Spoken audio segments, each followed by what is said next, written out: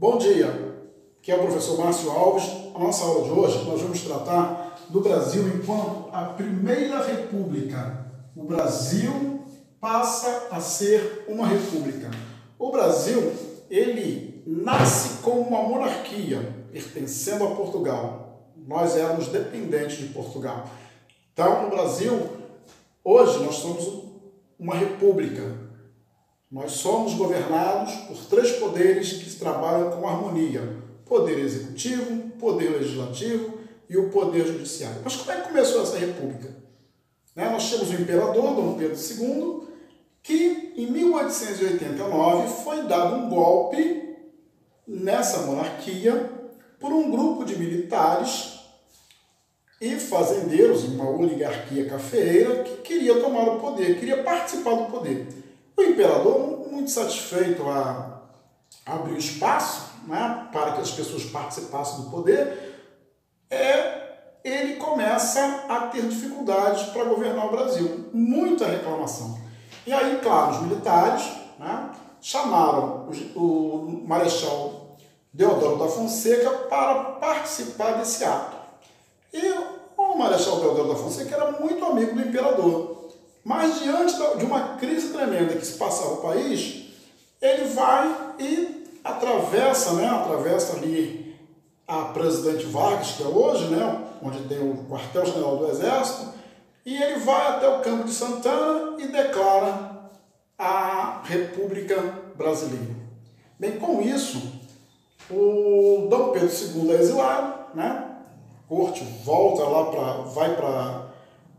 ele vai para os Estados Unidos, e outros que ajudavam a ele, que eram portugueses também, deixam o Brasil.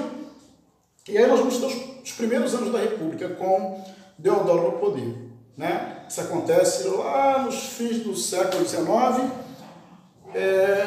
E aí, por que acontece essa nova República? Por que acontece? Justamente porque alguns fatores sociais, econômicos e políticos estavam incomodando a maioria do povo brasileiro. Todo o povo brasileiro não. Incomodava aquelas pessoas que tinham o poder, aquelas pessoas que estavam buscando mais poder ainda. O povo em si não se interessava muito sobre isso, um pouco parecido com o que acontece hoje, quando você vai falar de política, as pessoas não quero saber, o voto e acabou. Não acompanha, não quer nem saber, tudo ladrão, um discurso do senso comum. Mas as pessoas que gostam, as pessoas que acham bacana, as pessoas que querem participar, são aquelas pessoas que têm o poder. Poder político. Claro que o poder político também traz o poder financeiro. Então, existia no Brasil duas oligarquias. A oligarquia de Minas Gerais, que é as pessoas que produziam leite, e a oligarquia, uma oligarquia paulista, das pessoas, dos produtores de café. Eles ainda não tinham inaugurado uma política do café com leite, mas já era um projeto, já era assim um projeto pioneiro do que seria, porque eles lutaram para tirar Dom Pedro II do poder, para acabar com a monarquia e instaurar uma república. Então, no dia 15 de novembro de 1889, é declarada assim, instaurada a república no Brasil. Deodoro assumiu o poder e logo em 1891 eles vão preparar uma nova Constituição. E essa nova Constituição, ela vai haver algumas mudanças. Primeira mudança radical foi tirar o poder moderador, que era o poder do imperador. Então nós tínhamos 4 poderes, nós vamos ficar com 3. Poder executivo, poder judiciário e poder legislativo. O que faz esse poder? O poder executivo é a figura do presidente. Então, Deodoro inaugura esse espaço. Ele é o presidente da República. O poder legislativo, os deputados e senadores. O poder judiciário são os juízes. Então, esses poderes começam a ter harmonia. Como é que funciona? O executivo, ele tem que executar as tarefas daquilo que foi legislado. Então, quem faz as leis? Quem aprova as leis? Tanto do Executivo quanto do Parlamento, são os deputados e senadores. Congresso Nacional hoje. E quem é que julga essas leis? Se houver algum embaraço, se houver algum problema, se houver alguma reclamação, são juízes, né? São aquelas pessoas responsáveis para guardar a Constituição, né? Aquelas pessoas que guardam a lei, que interpretam a lei, que estudam para isso, né? Então, eles mudam de 4 poderes para 3 poderes, eles também começam a organizar, eles passam a ser um sistema presidencialista, né? Então, sai da monarquia e coloca na Constituição. O Brasil hoje é o regime presidencialista. Mexe também na questão do voto, direito do voto, né? As mulheres ainda não votam nessa época e também não iam continuar votando. Mas somente as pessoas acima de 21 anos podem participar da eleição, podem votar e ser votados. Tá? As mulheres ficam de fora. As pessoas que moram na rua também. Os analfabetos também.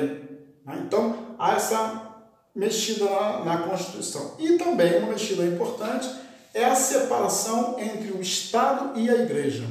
A Igreja não tem mais influência sobre o país, sobre o governo. Antigamente, a Igreja tinha uma grande influência sobre Dom Pedro, sobre os reis, e aí a Igreja perde esse poder. É chamado Estado laico. Existe uma separação.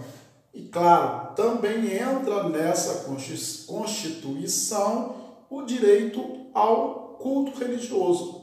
Qualquer pessoa pode fazer culto que quiser, pode ser da religião que escolher, sem a influência do Estado, sem a influência do presidente, do deputado, do senador, do prefeito, do governador, independente, as pessoas passam a ter liberdade de culto.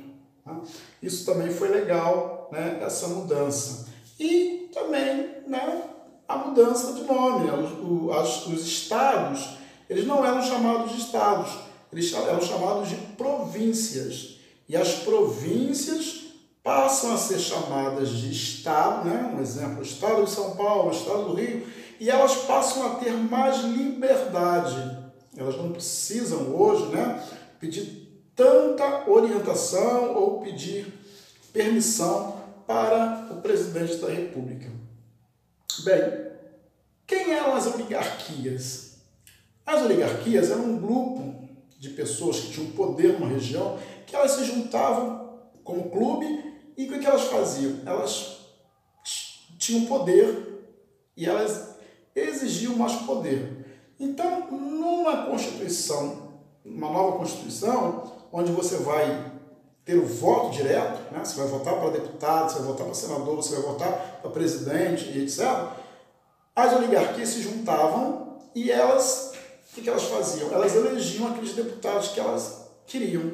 E esses deputados influenciavam o presidente. Claro que na hora do voto, na hora de decidir, o presidente precisava dos deputados para votar e aprovar as leis que ele queria. As oligarquias, o que são? É um grupo de pessoas que se juntam para ter poder. Pessoas que têm terra, pessoas que têm dinheiro, né? Que financiavam os deputados, né?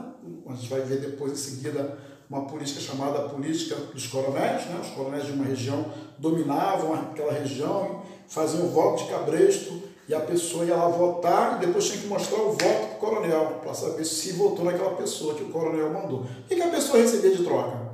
Às vezes ela recebia de troca o quê? Uma moradia, morava na terra do coronel, às vezes ela recebia um emprego, né? Então era mais ou menos um controle, uma troca do voto, uma negociação para que as pessoas pudessem, para que os coronéis pudessem ter mais poder e continuassem completando, participando e decidindo, né? Quem gosta de política, quem gosta de participar do processo eleitoral, acaba decidindo e tendo mais poder. Mais poder quer dizer que você vai ter mais dinheiro e que você vai decidir um pouco mais sobre a vida das pessoas. Então, a República no Brasil, ela nasce em 1889, no dia 15 de novembro de 1889. Até os dias de hoje, né? Nós vivemos numa república.